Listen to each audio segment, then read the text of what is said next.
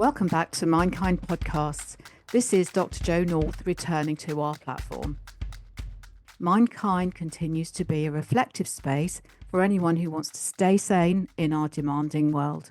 Our intention is to inspire, motivate and inform people of all ages interested in mental health and well-being. I'll be drawing on 35 years of practice as a psychotherapist, and we'll be looking at research and therapy along the way and talking with other experts in the field so we can draw on their skill. Nothing in this podcast is intended to cause you shock or surprise. If you think a subject is going to cause any triggering to any conditions that you have, please don't listen and just choose another podcast of interest. If you happen to be in a podcast and something in there triggers some kind of anxiety or stress for you, please switch off straight away and contact your mental health professional. If something affects the mind, we'll be talking about it. So let's get on with today's podcast. So good to be with you all again. And this is my learning diary. What have I learned this week from my time-related eating experience? As I call it, the time on the raft. As you know, on the Food Sane community, I keep a daily diary of my experiences of time-related eating. Good and bad, challenging and easy, happy, sad, whatever, and all in between, as well as looking at any theory that arises or any interesting experiences or any interesting articles. So I have to start with an article that I read in the Times. This is in the UK on Thursday. And this was Times 2, Thursday, the 19th of February. Two women, one was Olivia Falcon, were writing, and the other was the most lovely Susanna Jowett.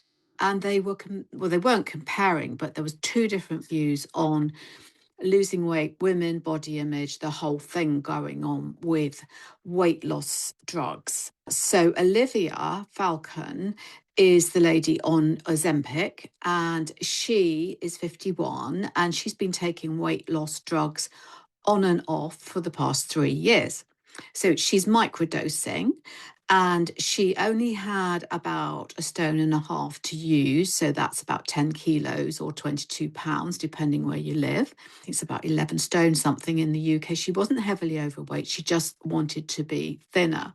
She feels that weight loss drugs have transformed her life. And she notes some statistics, notably that the main age group for private prescriptions for Ozempic and Wegovy are for women aged between 30 and 49. And we'll talk later about the socioeconomic differences between people in the UK, particularly, who can afford this drug because it's expensive. There's only a very small community of people who will be prescribed the drug through the NHS. It's quite a high bar of body mass index if you want to get the drug. So it's restricted, and it's restricted to those who can afford it. And some of the commentary is around that. But anyway, she started taking Ozempic in 2023. And the problem was her clothes didn't fit her. She had high cholesterol and she was pre-diabetic. She felt, like many of us have done, defeated by dieting. And she tried the lowest dose of Ozempic under monthly medical supervision. Once she'd lost her weight, she felt that she slept better, had more energy, and she was soon out of the pre-diabetic zone. She did not experience side effects except loss of hair, which she described as significant, and she reports that she's trying to rectify this with a hair transplant, and I would classify that as a pretty significant side effect. And people do lose their hair, and obviously that's very likely to be due to very fast weight loss, and perhaps where the body's struggling to keep its nourishment and so lets go of hair. So anyway, a year ago, she reports that she had a break from Ozempic for 4 months and her weight began to creep up again. And so she switched to Mounjaro, which has 2 hormones in it, GLP-1 and GIP. And she lost the weight again. And she now plans to stay on the microdose of Mounjaro for the foreseeable future at a cost at the moment of about £200 a month. Now, as you know, in the food sane community, we take all comers. We are not policing what you are choosing to do right now. We are simply helping people find the middle way, which is what food sane is very much about. It's about time-related eating, finding the metabolic switch that helps the body to fat burn, and that wonderful ability to manage particularly hunger and also have a great food intake where you have a great relationship with food. So we're not arguing with people who go onto drugs. We all know why people do that. If we were in a similar position, we'd probably do it ourselves. So no argument with what she's doing. She gives a very, very frank account of herself. Alternatively, there's Susanna Jowett, who is another journalist. And I've got to say, I really respect her because she puts a beautiful picture in the newspaper of herself at a bigger size. She was wearing a tight leather dress. She looks absolutely gorgeous. A sideways view. And you know how this works. You never do a sideways view if you're feeling overweight. But she's just saying, look, I'm living with myself. She looks fantastic. And her son had commented to her that when he sees women on Mounjaro, they look like little old women, although they might be thin. Whereas he said his mum looks younger, so she felt very complimented by her son. Equally big respect for her because she's had a lifelong diet story of weight on and off, cutting carbs, intermittent fasting. And as she says, she was hooked on the dopamine buzz of getting thin. The menopause made things harder for her. And she said that she turned back into an emotional overeater. She dieted, lost weight, and then she would put it on again. And all of her friends are onto jabs. She knows she will lose weight on Mounjaro, but she may lose a lot of other things in the process. She may lose her love of food. She may lose her hair. She may lose her desire for a drink. She may lose her sex drive. She wonders what else would she lose. But she absolutely knows that the minute she would stop the GLP-1, that the weight would pile back on. She does not think it would solve her problem. Very, very frank about that. She said she would still be trapped inside the same body of a fat girl who feels that food is bad for her. How brave is that? Well done you, Susanna. You really nailed it there. And I know exactly what you're talking about. And I want you to know, I do actually think there is a way out of that. And as I said in some of my TikTok videos I've sent out this week, I'm not doing kind of manifestation. I'm not doing, kind of you can have life the way you want it exactly. I'm not doing magical solutions. This is very, very practical. It's very day by day. It's very to suit your body, to work with your own biology. And I absolutely don't go making all of these outlandish kind of, you can lose this, you can lose that. I do know you can work with your body, become healthier, lose weight, feel good. I know because I've made that journey and I've done it. And so have many other people. But anyway, she's brave. She says she feels she's got the body of a fat girl who feels that food is bad for her. Just got to tell you, Suzanne, I used to hate food. I used to feel food was bad for me. I absolutely love food now. I also have just the right weight for me. Anyway, she says that if she signs up to Mounjaro, it will cost her about £280 a month. And that, by the end of the year, she'd have spent £4,000 and she might even need a bigger dose. So she doesn't actually feel she wants to or can afford it. She also has a bit of an ethical argument about the way that, particularly in the UK, these drugs are becoming very classified into those who can afford it and those who can't. So namely, it's a bit of a middle class drug. That's not wrong. It just seems to be socially what is happening. I'm not judging people on GLP-1 because we all know that journey. And actually, we all have the same experience. In the end, we all have to manage hunger and we all have to manage appetite and we all have to manage having a relationship with food. I'm not sure that GLP-1 gives you a great relationship with food. I'm not sure about that, but I'd love to hear from people who are convinced of it. I would always recommend trying time-related eating, RAFT, my model, right amount, right food, right time, before you try anything else. But literally, I got myself off that merry-go-round of dieting, and I want to share that possibility and that pathway with other people, and that's what Food Sane is all about. So I'm going to move on now and summarize the rest of my learning on time-related eating this week.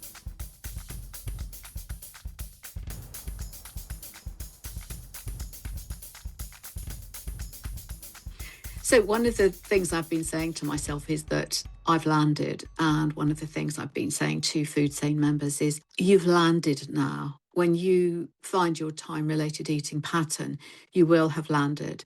And I want people to be very relaxed, feel very in control, feel great about their nervous system working for them, and great about food working for them.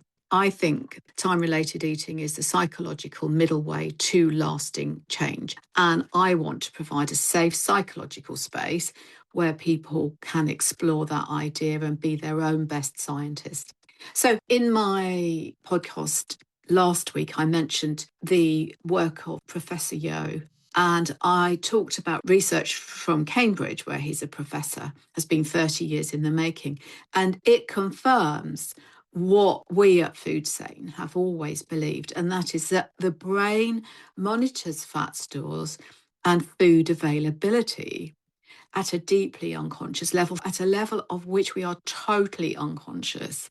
And it's monitoring and ticking away there all the time. If it senses shortage, it holds on to weight for dear life because our brain is there to serve us, to work with us and keep us alive. This is not a weakness or a failure. It is our brain being incredibly successful. It is biology doing its job. And what time-related eating and the raft do is send the brain a new message. And that message is, there is calm in my world. There is plenty of food in my world. There's plenty of nourishment in my world. There is no famine going on here. Then the brain can say, oh, okay, I can rest. I don't need to hold on to fat right now. I'm in the land of plenty.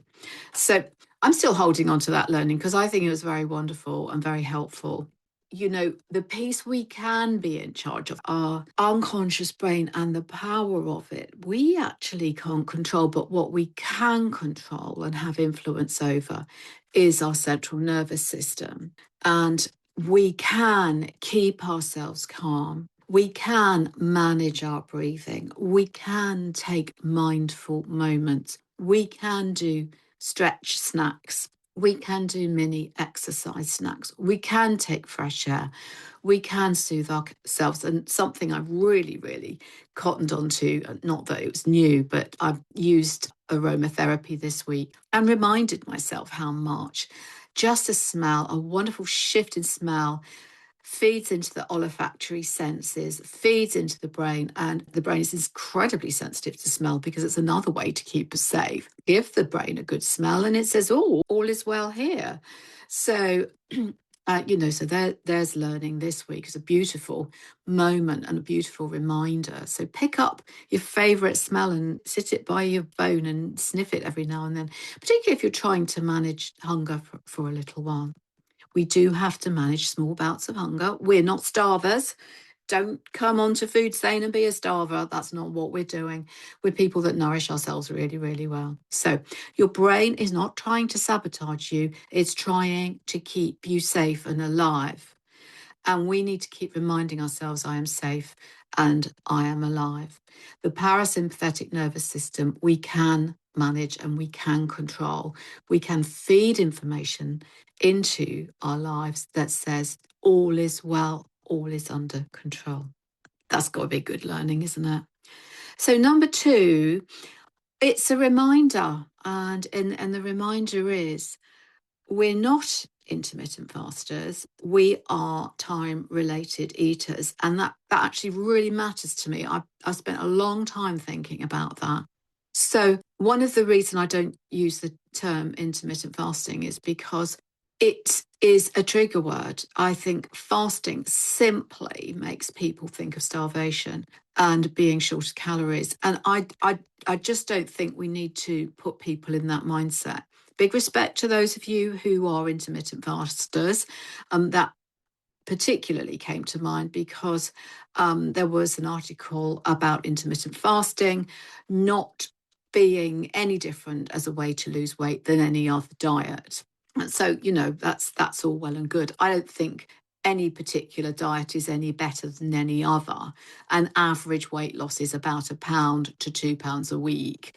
If you lose more than that, you're just losing water. You can't really lose weight faster than that. So there was some research that intermittent fasting is no faster. It's not. I always knew that. It's also incredibly restrictive. Now, it's only a couple of days a week for those intermittent fasters when they have about 700 calories for men and 500 calories for women. Have you done that? Because I have.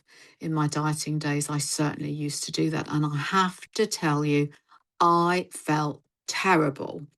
I felt absolutely beastly. Not only that, you will not believe the food I put in my mouth for 500 calories. I didn't choose food that would make me less hungry. My start of my intermittent fast, now don't judge me, but it's true, would be a coffee with cream and a croissant. Now, that was probably about 400 calories, isn't it? For the calorie counters listening. And that just wasn't going to do it. Literally, I would hurt. My stomach would hurt from starvation. My head would hurt. I would be irritable, all of it. And every now and then, obviously, I would break down and I would eat. So there are people that can do that. And I've got a lot of respect for you if you can do that. But we are very different on time-related eating. We choose a window that we can manage. And as I say to people, start really broad. If necessary, start with a 12-hour eating, 12-hour not eating. Try and experiment, find what is right for you, and particularly find the right time of day. And then as you get good, because you will get good, you'll get stronger, you'll find you'll adjust. Then we come onto the raft, you will find that you find the right time, you will find the right amount, and you will really want to focus on the right food because you will be so highly motivated. And then cut it down. 10 hours eating, 14-10 is a good window, comfortable. At the moment, I'm on 18-6. I used to be on less than that. I used to have a 5 to 4 hour eating window, but that's changed for me this year. I'm perfectly happy with that change. It's now 18-6. Every now and then it's a little bit less. I've been ill. As I've reported, I've had death in the family. We've had 2 funerals in 2 months. We've had quite a lot of challenge, all of which I've absolutely sailed through, as much as anyone can sail through those things. But something happened in my eating pattern and it went up. I'm all good with where I am. 18-6 is a really respectable time-related eating window. In fact, it's quite tight. So don't expect to be starting there. But that is very different from intermittent fasting. And I really want to stress that I'm really onto that difference. You will reduce your calorie intake when you reduce the hours that you're eating. And gradually you will reduce your calorie intake more and more because you will get so pleased with what you're doing. The whole point of the time-related eating is that it is comfortable. It's tiny steps and it motivates you. And that fits with the theory of change. Agony is not a good condition for change. It's not, well, sometimes it could be, let's face it. But on the whole, we want to take tiny steps that keep us safe and push us forward and particularly help us to learn about our relationship with our body, how our body needs to function and work. And again, big respect if you're a intermittent faster. Yeah, I'd be interested to know if in your days away from fasting, you might do time-related eating anyway. So the third thing that I have learned this week is again, it's a reminder. It's something we all know, but I keep getting reminded of these things and it's good to be reminded. Weight is a terrible scorecard. And your body can achieve better results than just weight loss. As you know, if you've read Food Sane, I talk a lot about my relationship with the weighing scales and weight and up, down, and what the weighing scales do. And as you know, I say to some people, it might be right for you to get on the scales every day. For other people, it's not such a good way to measure. For me, I easily imagine fake weight gain or fake weight loss if I don't keep in the reality of scales. So I keep on the scales. I'm learning to enjoy that. And I am learning that I have agency over these scales. They don't run my life. It's simply there as a measure. But the thing is that if you're going to do this and it's all about getting on the scales, I don't think that's going to be very rewarding for you. But this week brought a moment worth sitting with for me. And I love sitting with ideas that work. And that is that the same dress size, even after a pound or two of fluctuation, I've remained a lower dress size, even when my weight fluctuates a little bit. I actually can tell when I walk in a room if somebody is a time-related eater. And I can tell exactly by the look on their face and by their demeanour. And usually they are calmer and their face is calmer. Now, I'm highly trained to look at behaviour and people's faces. I have actually been doing that for 35 years in my work as a psychotherapist and researching psychologist. You don't want to sit around me because I can't help noticing a lot about people. I'm trained to do that. But I do notice straight away if people are time-related eating because their faces are calm. And usually they may not have lost weight, but they will have shape. They will have a calm shape about them. I need to find better ways to describe that, but it's a wonderful phenomenon. And what I have said in my diary this week, and by the way, you can read my whole diary. You can read the whole week and you can read the whole month, because I publish them every month for community members. I've got a whole backlog of my diaries because what I believe in is reality and change. That's where I'm going. I don't believe in hyping people up. I'm not into hype. I'm into real guidance and real change. And I believe I can do that by logging reality. I also log every day my hours of eating relating to mood. And on the Food Sane website, we've got a beautiful tracker, which is free for community members. We've also got 2 free chapters of the book. What else have we? The training's there for you for free, which everyone else has to buy, but you can have that for free. So there's so much in there and so much learning. But the thing is this, what you will find me logging are the benefits, the calmer face, the sleeping well, the going to bed without eating and getting used to that, which is on my TikTok account this week, which I really, really liked talking about that. I'll tell you a bit more about that in a minute. Waking up in a balanced way, finding that you like the look of your shape in the mirror. These are real measures of progress. And they show up long before the scales move. And they stay if the scales are having a wobble, because scales change up and down, that happens. At Food Stain, we don't deal in hype or dramatic promise. We deal in small, consistent, honest change. Your body will tell you it's working in ways far more interesting than just a number. So there's a lovely little post on TikTok talking about going to bed at nighttime hungry. And because of my eating pattern, I tend to eat in the middle of the day. And I usually stopped eating certainly by 4 o'clock, usually earlier. And that means that by 10 o'clock when I go to bed, I've got a tummy rumble. And I do talk in the book about the difference between a tummy rumble and real hunger, whereby you haven't eaten enough and you just have to eat, and you will work that out for yourself. But I know that sleepy bedtime rumble is just a rumble, and it's actually my tummy emptying because the stomach starts to empty and settle down after 5 hours without food. So I have a few sips of water and I have a few words, because what we say to our body is what our body will do. And I say, this is just a tummy rumble. We're not eating. I'll tell you why I won't eat at night, because I actually feel I'll have a terrible night. Now, if you're a late eater, you be that person, and maybe your downtime from food is early in the morning. You don't have to do it how I do it. But if I eat late at night, I will have a bad night because my body will be processing food and my brain will think, oh, it's daytime. Oh, it's really, really not good. So I say that to my tummy. I say, you know what happens? We've been here. I have occasionally eaten that at that time. And so I have learned it just doesn't work. So don't be afraid of a rumble. Don't be afraid of a grumble. But if if you've been fasting for 18 or 19 hours, you probably are going to be hungry. That's probably real hunger where the body says eat. I line that up with usually my brain won't settle down. there isn't that sense of completeness or satiation. The leptin isn't alive and the ghrelin is almost forcing me to eat. So I eat. I don't need to eat lots because I certainly have got the right amount together. So listen, this week, it's all learning. Your brain's not trying to sabotage you. We are time-related eaters. We're not intermittent fasters.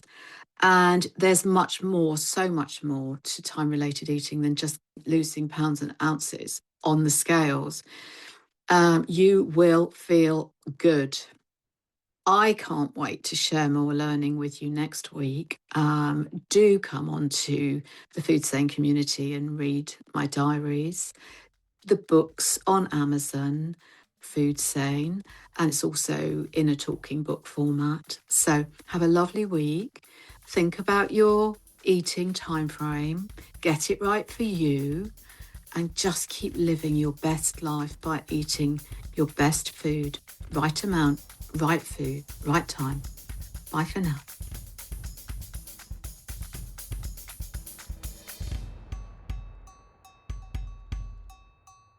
Thank you for listening. Check out the next episode on our platform. Don't forget, I'm a doctor of psychotherapy, not medicine or clinical psychology. My expertise lies in the field of applied psychology through psychotherapeutic models of practice. This podcast is not intended for diagnosis or treatment of any kind. If you are concerned about your mental health, do consult your doctor, who will guide you. If you are ever in a mental health crisis within the UK, dial 999. In all other parts of the world, check your mental health facilities or turn to someone who will support you.